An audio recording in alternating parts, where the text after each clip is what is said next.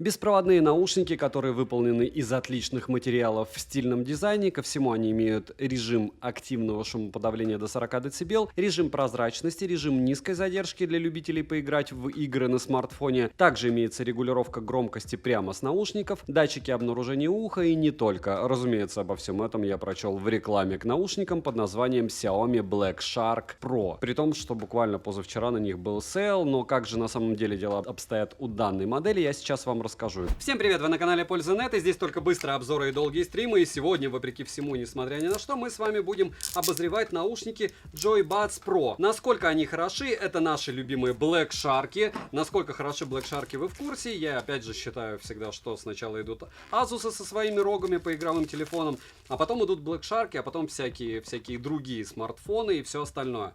Что здесь обещают? 40 дБ активное шумоподавление, низкий уровень задержки, разумеется, хотя мы знаем, что лучше провода. 12-миллиметровые драйвера, но это не имеет значения, потому что с 8-миллиметровыми Sony играют логично неплохо. То мы имеем вот такой вот красивенький бокс. Я ожидал худшего. Вот серьезно, те, кто покупает Black Shark, они очень часто жалуются на какую-то плохую сборку. Ну да, я вижу здесь какие-то лютые, с одной стороны, щели. С другой стороны, вот эта штука. Каждый раз Black Shark уши свои делает все лучше и лучше по чуть-чуть. Очень-очень по-игровому выглядит. Разумеется, что затычки ничего никуда не вылетают. Разумеется, здесь есть две пары сменных амбушюр. Разумеется, вы услышите примеры микрофонов. Как-то не стильно, да? С черными наушниками, белый кабель для зарядки USB-A и USB-C. Здесь все на английском. Вполне возможно, есть программа. Мы это все дело проверим. Весят наушники. Один 5,4 грамма, два 10,8 грамма. Для серьезных типов. Не так и много, в принципе стандартно, но видал я и поменьше. Хотя с другой стороны здесь и активный шумодав, а с активным шумодавом, наверное, и не бывает. Кнопка стилизована для сопряжения, диод здесь есть, Type-C-шник по центру, ну молодцы, потому что вот этот вот матовый пластик мне нравится. Смотрим. 7 обзоров в неделю выгружаю, ежемесячно разыгрываю 5 Mi Band 6 серии. За лайк, подписку и комментарий к любому видео. Условия конкурсов, которых под конец месяца всегда много, и мои контакты в описании. В прикрепе два моих телеграм-канала с промокодами, больше 81 тысячи человек там, и телеграм-канал взаимопомощи, нас там уже 14 тысяч человек. Приходите, спрашивайте, а лучше всего пользуйтесь поиском и найдете ответ на любой, я думаю, вам необходимый вопрос, что касается гаджетов. Все розыгрыши 30 числа каждого месяца на стриме, если опаздываю, провожу чуть позже. Перейдем же к наушникам. Полетели. В продаже две расцветки на выбор, черная и белая. Дизайн бокса в стиле Black Shark выглядит отлично. Выполнен бокс из матового пластика, материалы тактильно приятные, сборка хорошая. Бокс не марки, что хорошо, в кармане не мешается, но бокс довольно увесистый. Его габариты 62 на 47 на 24 мм. На корпусе расположили надпись Black Shark, LED-индикатор, который находится в выступе для удобного открытия крышки, кнопку сопряжения и разъем USB Type-C. Открыть одной рукой бокс можно без каких-либо проблем. Крышка имеет фиксацию в открытом состоянии, что очень удобно. Хлопок при закрытии бокса глуховатый. Внутри бокса вертикальные места под наушники оформлены хорошо. Наушники в боксе не гуляют, чтобы вытряхнуть их из закрытого бокса, нужно приложить усилия. В целом, как и в открытом состоянии, просто так наушники из бокса не выпадут. Емкость аккумулятора бокса 420 мАч,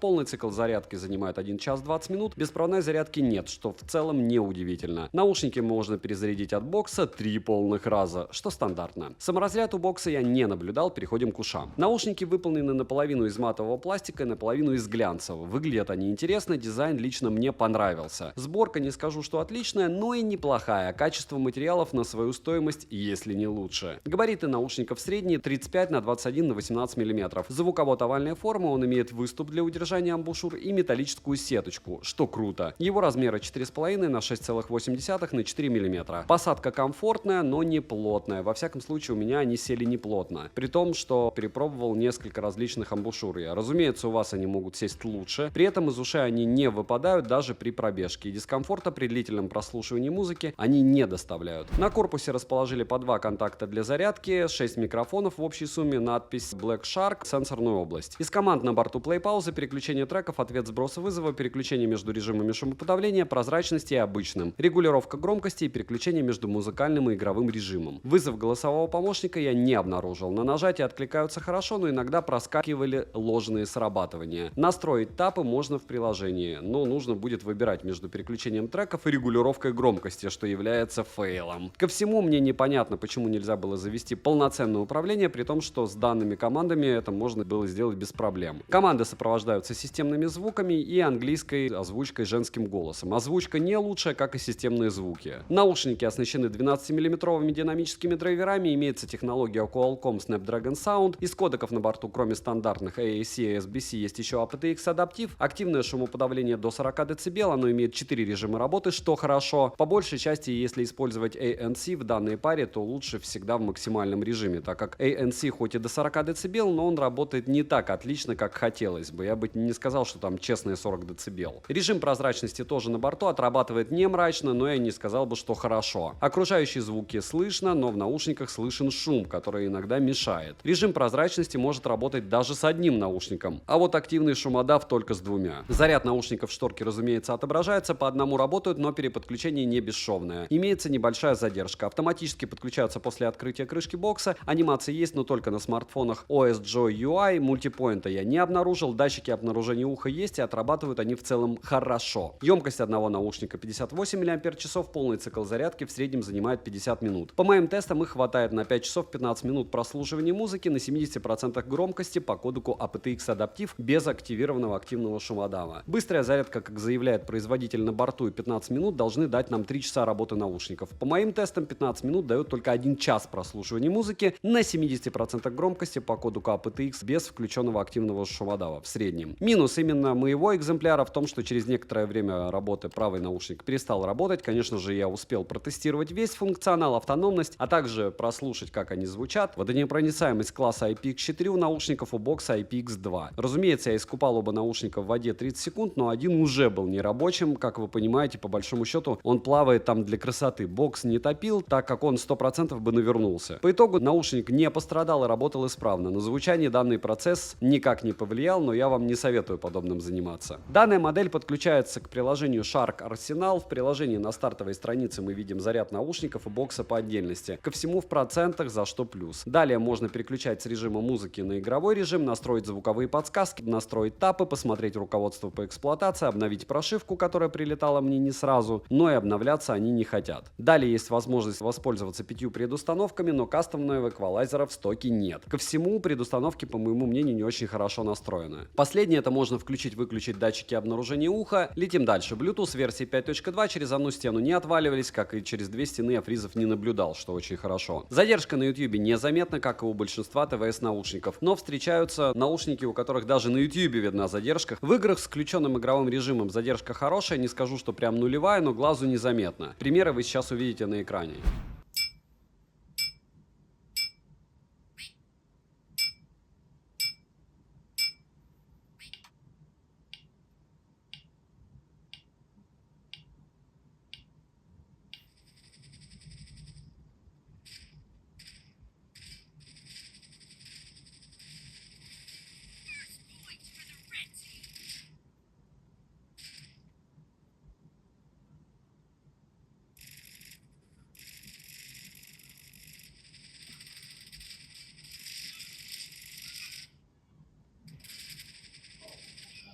Микрофоны с шумоподавлением окружающего шума CVC-8 отрабатывают микрофоны. Я бы даже сказал, очень хорошо. Во всяком случае, в помещении голос сильно не искажается. Примеры вы сейчас услышите. Пример работы беспроводных наушников, опять же, микрофонов наших любимых Black Shark. Бокс мне нравится. Вот этот вот треугольничек, а-ля треугольник неправильный в виде кнопочки, Type-C-шник, все, цвет, блеск, красота.